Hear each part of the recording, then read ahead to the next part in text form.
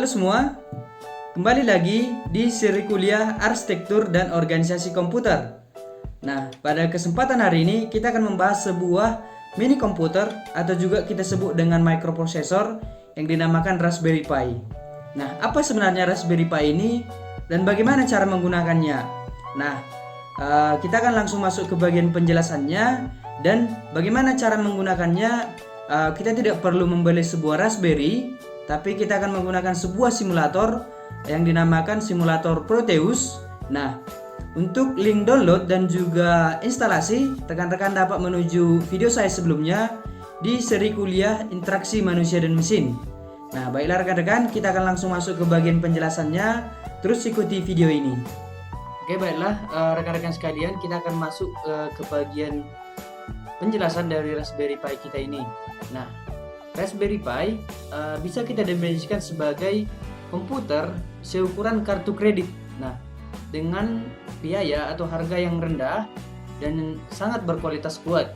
Nah, kita juga dapat mendefinisikannya sebagai perangkat kecil yang memungkinkan user untuk dapat mengeksplorasi komputasi dengan mudah dan dapat juga melakukan segala hal yang dapat dilakukan oleh komputer atau laptop biasanya.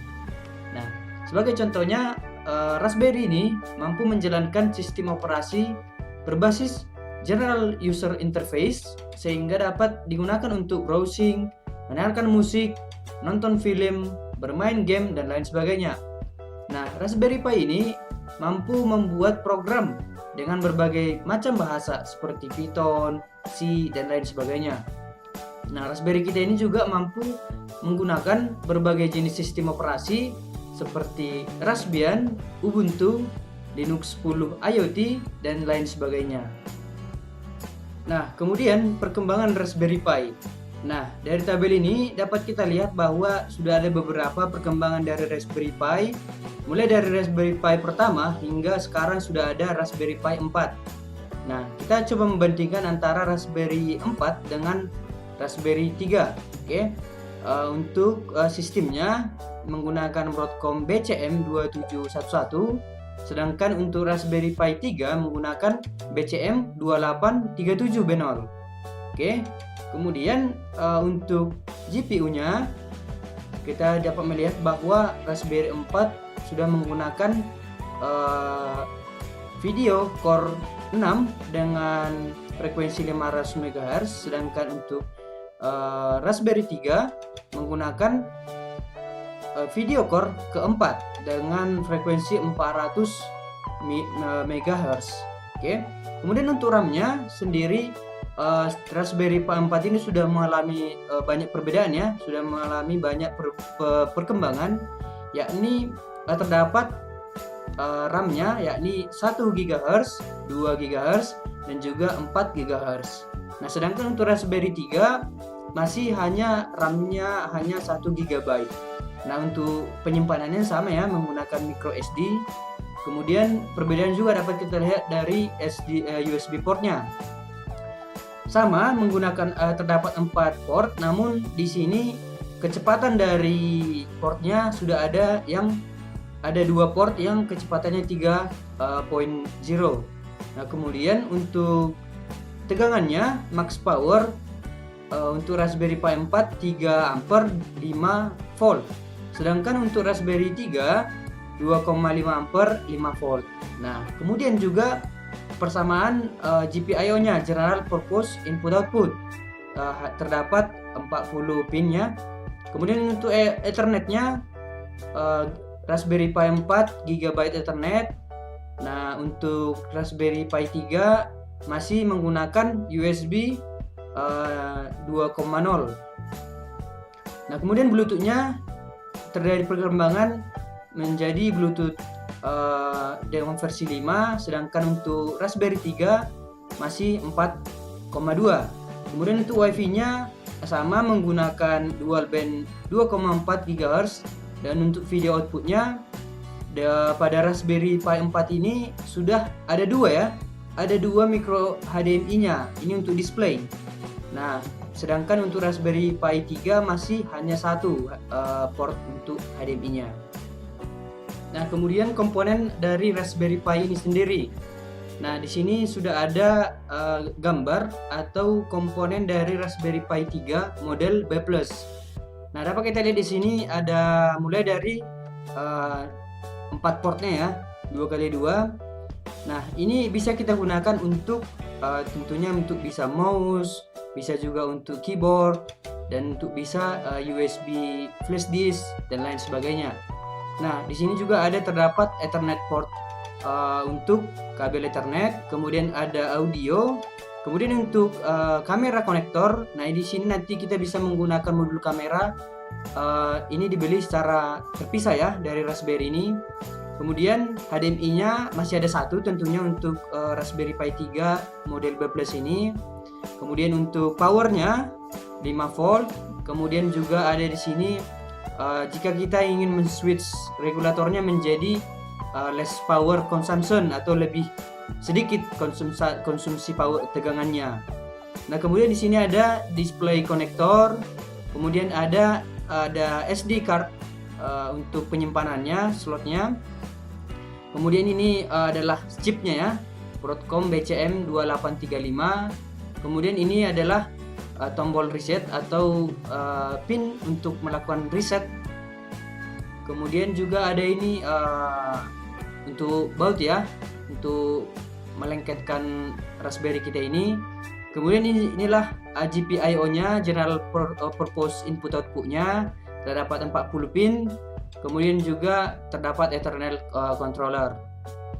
Nah, untuk GPIO Raspberry Pi sendiri terdapat nanti ada perubahan ya, perbedaan antara GPIO Raspberry Pi 4 dengan Raspberry Pi 3. Nah, dapat kita lihat di sini khususnya untuk Raspberry Pi 3 ya, ini merupakan gambar dari Raspberry Pi 3. Nah, hitungannya mulai dari sudut kiri atas. Nah, ada mulai dari nomor 1 hingga ada pin 40. Tentunya ada GPIO-nya hingga paling besar 27. Oke, baiklah, mungkin demikian untuk penjelasan sedikit mengenai Raspberry Pi kita ini. Kita sudah mengenal definisinya, perkembangannya, kemudian juga komponen-komponennya dan juga tentunya GPIO-nya. Nah, kemudian kita akan mencoba mensimulasikan cara menggunakan pinnya ini, pin GPIO-nya ini ya. Kita akan langsung masuk ke Proteus, dan saya harap rekan-rekan sudah menginstal Proteus dan menonton video saya sebelumnya mengenai instalasi dari Proteus ini agar memudahkan kita dalam membuat atau memudahkan kita dalam melakukan simulasi. Oke, baiklah, setelah rekan-rekan melakukan instalasi, maka ini merupakan tampilan awal dari Proteus kita. Maka kita sekarang akan membuat new project.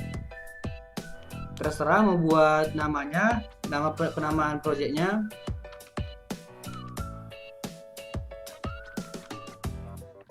Dan lokasi penyimpanannya.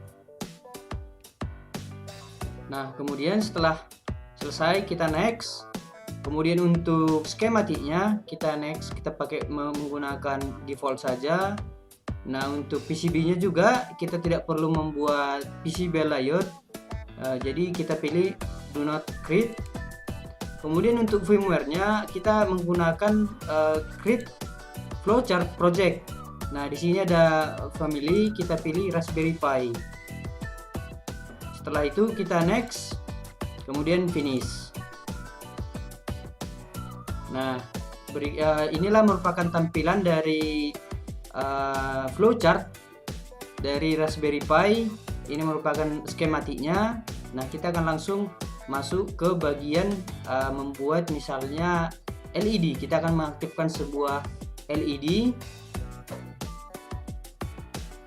Nah, di sini untuk di folder ini kita klik kanan, kita pilih add peripheral. Nah, kemudian untuk kategorinya kita pilih misalnya adalah breakout peripheral. Nah, kita misalnya memilih adalah LED yang merah.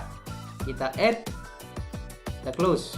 Nah, jika kita pergi ke skematiknya, maka di sini akan tambah Raspberry Pi LED. Nah, seperti tadi kita bahas bahwa Raspberry Pi memiliki beberapa pin atau 40 GPIO. Nah, untuk LED sendiri kita menggunakan GPIO 18. Nah, jika rekan-rekan bisa mengganti boleh. Nah, sini sudah ada dia terkunci, kita tidak perlu mencentangnya, kita dapat mengganti ya. Misalnya kita akan menggunakan GPIO 20. Oke. Kemudian pin kita ini akan terhubung ke resistor 330 dan kemudian akan terhubung ke LED warna merah, kemudian ke grounding. Oke, kita kembali lagi ke visual designer kita. Nah, di sini sudah ada LED. Kemudian kita akan mencoba mengaktifkan, maka kita pilih on. Kita sorot, kita tarik ke sini sampai dia benar-benar terhubung. Cara kerjanya adalah si setup. Kita tidak perlu membuat setup karena langsung akan didefinisikan nanti bahwa ada GPIO 20, yakni LED 1 akan menyala di void loopingnya. Jadi saat kita run nanti, maka proses akan pergi ke LED pertama menjadi on, kemudian end, kemudian looping lagi secara terus menerus. Begitu ya. Oke, setelah selesai kita membuat flowchartnya, maka kita dapat di sini melakukan run the simulation. Kita play. Nah, saat kita melakukan running, maka di visual designernya akan muncul simulation is running. Nah, untuk LED sendiri sudah menyala ya. Dapat kita lihat bahwa GPIO 20 mengirimkan tegangan. Di sini maka akan bertanda warna merah. Kemudian akan melewati resistor 330 dan masih tetap warna merah, maka LED-nya LED merah akan menyala. Nah, kita akan mencoba membuat simulasi berupa input dari push button. Oke, kita akan membuat project baru. Rekan-rekan dapat membuat create new project. Nah, kita ulangi kembali, kita add peripheral. Nah, untuk breakout peripheralnya kita pilih di sini ada momentary active push button. Kita pilih, kita add. Kemudian kita akan memilih LED biru dan juga LED merah. Kemudian kita close. Pada skematiknya dapat kita lihat bahwa di sini sudah ada push button dan ada LED warna biru dan ada warna merah. Nah, untuk GPIO 4 akan dijadikan sebagai input dari push button. Nah, tegangan dari push button akan berasal dari tegangan power 5 volt. Nah, kemudian akan diputus dengan menggunakan push button. Kemudian tegangan tersebutlah yang akan dikirimkan ke GPIO 4 dan ada lagi percabangannya ke resistor 1K. Nah, ini yang namanya adalah pull down resistor. Ini untuk mencegah yang namanya short circuit agar tidak terbakar nanti jika kita misalnya melakukan implementasi secara langsung pada Raspberry-nya. Nah, kemudian untuk GPIO 20 kita akan gunakan sebagai LED biru dan GPIO 18 kita akan gunakan sebagai LED merah. Nah, untuk bagian visual designernya kita akan meletakkan push button. Nah, push button. Nah, jika ada kotak belah ketupat seperti ini merupakan kondisional. Nah, ketika push button kita klik, maka LED merah atau LED pertama, LED biru akan menyala. LED pertama akan menyala, sedangkan LED 2 akan mati. Begitu ya. Nah, kita beri kabel pemanjang seperti ini, kita hubungkan. Kita geser sedikit.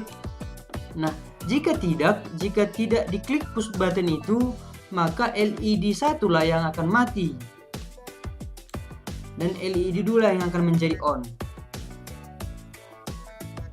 Begitu ya penjelasannya. Saya ulangi, ketika push button ditekan, maka kondisionalnya adalah yes, LED 1 akan menyala dan LED 2 akan mati. Dan jika kondisionalnya no, maka LED 1 akan menjadi off dan LED 2 akan menjadi on.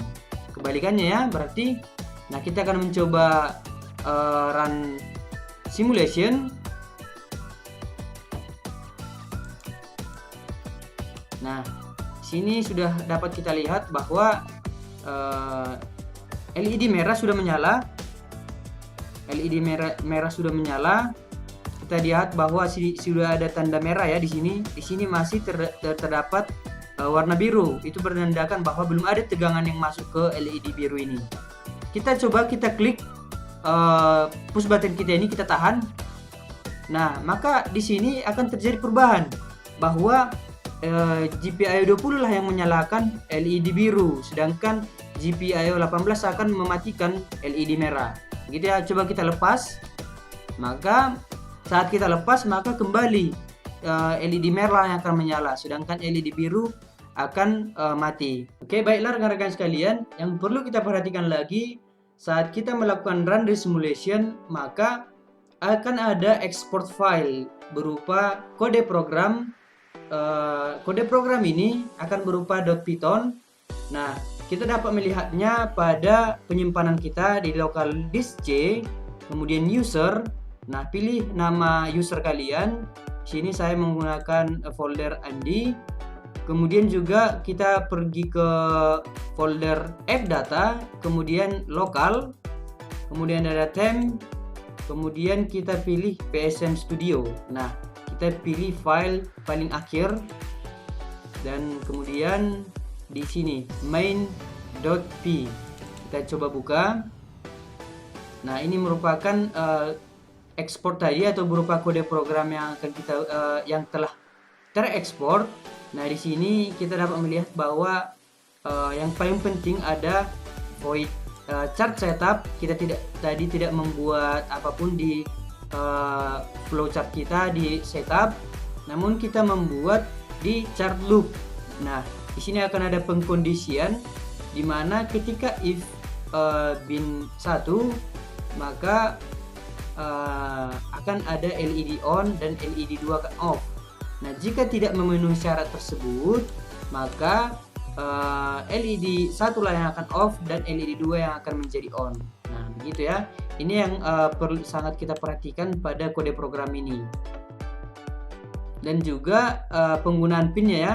Tadi kita menggunakan push button pada GPIO 4 dan juga LED 1 untuk GPIO 20 dan LED 2 pada GPIO 18. Nah, mungkin demikian pengenalan kita terhadap Raspberry Pi ini dan juga introduction dari Proteus untuk menggunakan Raspberry pada simulator dengan juga menggunakan firmware berupa flowchart.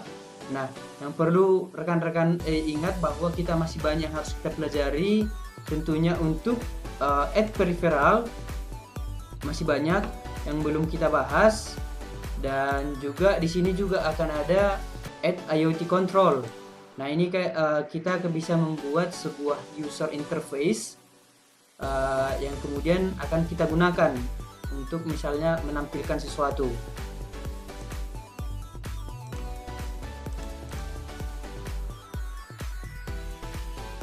Baiklah rekan-rekan sekalian, demikian video tutorial ini. Semoga video ini bermanfaat dan saya harap rekan-rekan langsung melakukan instalasi dan juga mensimulasikan Raspberry Pi ini.